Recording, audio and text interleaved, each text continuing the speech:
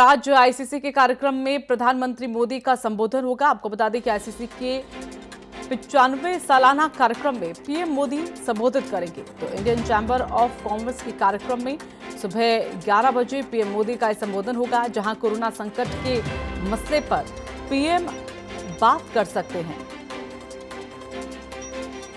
तो बड़ी खबर आपको बता दें कि सुबह 11 बजे कोरोना संकट के मसले पर पीएम बात कर सकते हैं।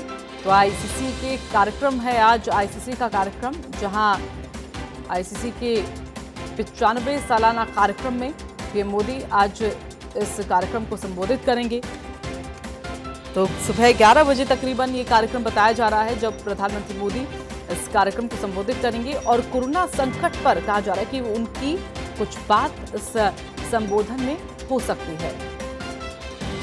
तो इंडियन चैम्बर ऑफ कॉमर्स का कार्यक्रम और इसी कार्यक्रम में संबोधित किया जाएगा प्रधानमंत्री मोदी के जरिए। अमित दुबे फिलहाल हमारे साथ हमारे सहयोगी जुड़ गए हैं।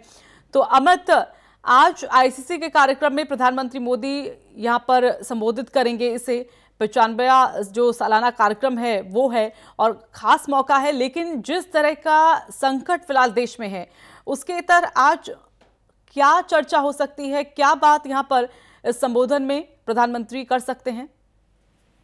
देखिए, इंडियन चैम्बर ऑफ कॉमर्स का चूंकि सालाना कार्यक्रम है, तो जाहिर तौर पे अब तक जो प्रधानमंत्री ने प्रयास किए अर्थव्यवस्था को सुधारने की, लॉकडाउन 1 में क्या हुआ, 2 में क्या हुआ, क्योंकि खुद प्रधानमंत्री ने जो है लॉकडाउन 1-2 की घोषणा की थी और उसके बाद फिर लगातार किस तरह चीजें बदली हैं और अब अर्थव्यवस्था को पटरी पे लाने के लिए क्या क्या प्रयास किए गए, यहाँ तक कि 20 लाख करोड़ के जो पैकेज की बात है उसे लेके भी बात होगी। और दूसरी चीज की इंडस्ट्रीज जो चल रही है उन्हें किस तरह से और आगे बढ़ाया जा सकता है, विदेशी निवेश भी इम्पोर्टेंट है। और क्योंकि सालाना कार्यक्रम है तो अब तक जो प्रधानमंत्री के प्रयास है, इन सारे प्रयासों को प्रधानमंत्री सभी लोगों को बताएंगे और खासतौर पे आगे किस तरह के वो प्रयास करने वाले हैं, खासतौर पे इकोनॉमिक को बढ़ाने के लिए, इन सारे विषयों पे चर्चा होगी। जी बिल्कुल, लेकिन अमित, इसके साथ ये भी, क्योंकि अक्सर अभी हमने देखा है हाल फिलहाल के दिनों में कि कई कार्यक्रमों को प्रधानमंत्री मोदी ने संबोधित किया है,